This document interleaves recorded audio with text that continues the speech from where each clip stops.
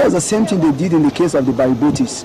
When they found out that the going was tough, they flanked a notice of discontinuance. For how long can we continue to make the NFF a pound in the flesh of some few individuals? The Football Federation is greater than individuals. It is the national interest. The teaming youth who fit, make a living, and find fun and relaxation in football are the people whose interests ought to be considered. So we cannot continue to allow this. They ought to. If wishes were horses, we would have loved the court to make a pronouncement on the ruling which was taken, the motion, the preliminary objection taken yesterday, as to whether the court in Nigeria can and exercise jurisdiction in football matters as far as it concerns Article 69 of the NFF statutes. That would have been key.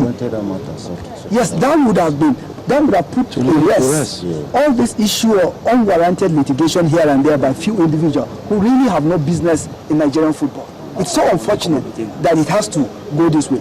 But in no distant time, I am sure the present executive committee, as duly constituted, will do the needful and will put to rest this issue.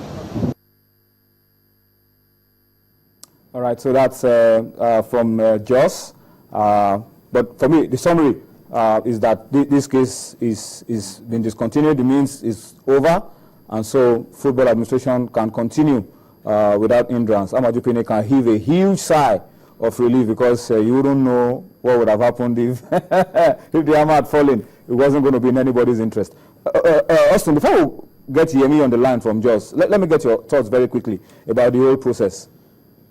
I think they did what they had to do at the right time, particularly with those that have been called upon to intervene, particularly the president. You mentioned the Secretary General of the Federation, and of course Chris Giwa. So let's say this for the second time. Remember the first time I was told to vacate office, otherwise we'll get FIFA's hammer. He left. He did it. Now again, he's taking this over. But again, there are a lot going inside the Nigerian Football Federation, and a lot of people are aggrieved. We're calling Chris Giwa, but there are some other people that are not coming out to talk. We want a lasting solution. You listen to the NFF Defense Counsel there, Damon Dassi. He says that if he has his way, he wants that there should have been a ruling that football matters shouldn't come to civil court, so that we bury it. The guy had to quote that we did the same thing for the Baribotes. Now we're doing it again.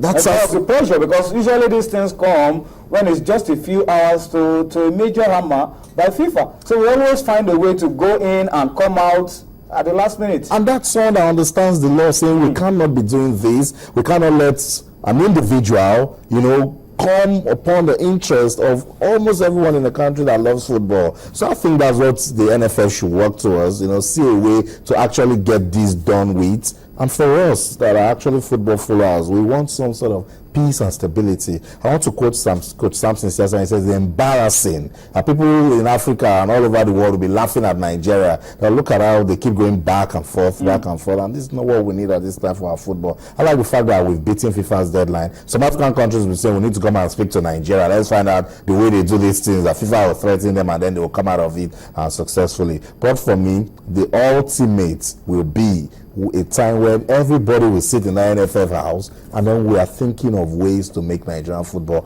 admirable.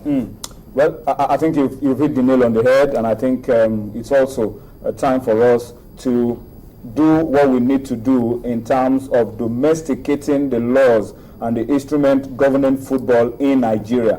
I think that's a long-term solution to this crisis, and I hope that now that we've gone through this, we wouldn't need to go through this part again. All right. Well, while we wait for that call to come through from Yemi Kosoko in Jos, let's move on with the rest of the show. Once we're told that the call is ready, we'll take him, and then he will tell us all that happened from the start to the end of that court case that has now liberated Nigerian football from what would have been a disastrous hammer from FIFA. Let's talk about something else that is already generating plenty of controversy, and it's about the man that everybody calls the big boss. Of course, you don't need anyone to introduce or to tell you that when we say the big boss in Nigeria, there's only one person we're referring to, and that is Stephen Keshi, in and out of the Eagles' job. That's the story of Stephen Keshi. But the question, gentlemen, that I want to pose to you guys is the reports everywhere today, on the wire, on social media, everywhere, is that Keshi is back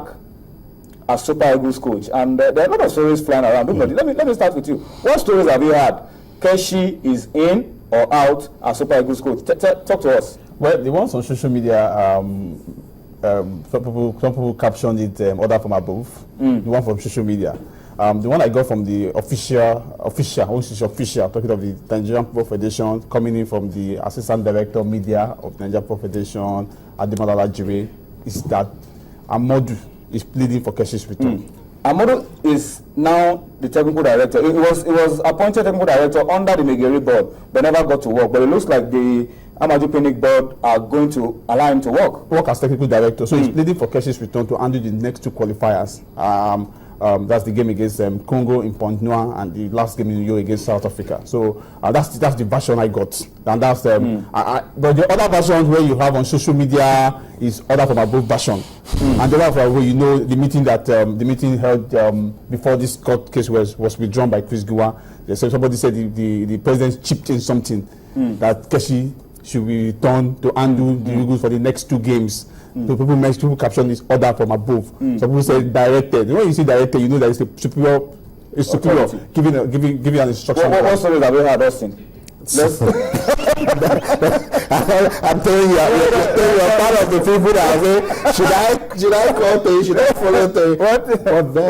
But then that's what we are in for when the information technology is developing every day, and with the social media where everyone so long they can tweet, there are also sports journalists as all of us that does this thing. I like the way the NFF captured on this headline. Amodu wants NFF to reconsider Keshi for Congo and SA ties. Not the NFF wants Keshi back. Not Stephen Keshi wants to return.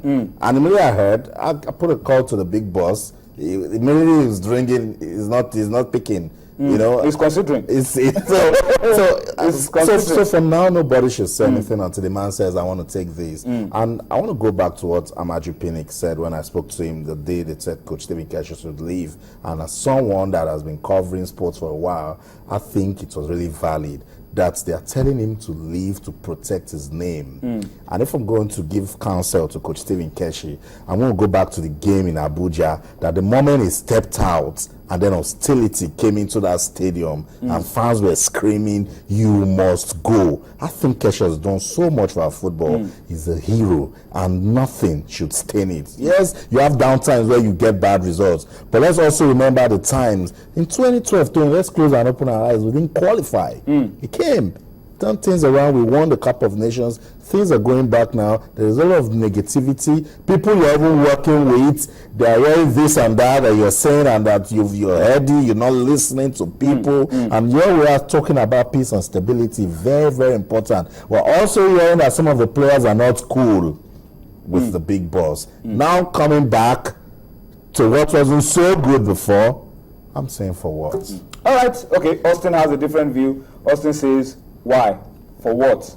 But I want to stick with the official side of things, because that's the one that we can hold on to. The other stories about whether it was order from above or a directive, I mean, you cannot lay your hands to it. You cannot hold it as tangible because you don't have a proof. What you have a proof of is what the NFF have sent out as their own side of the story. And I think I want to go with it because, I mean, I've seen Coach Amodu Shaibu, and I've seen his disposition to this assignment, and I know the amount of effort he made at the initial stage to ensure that we are not in this situation in terms of Keshi leaving the job. So maybe after a lot of consultation and a lot of deliberation, he discovered that, look, this is not an impossible task with Keshi in charge.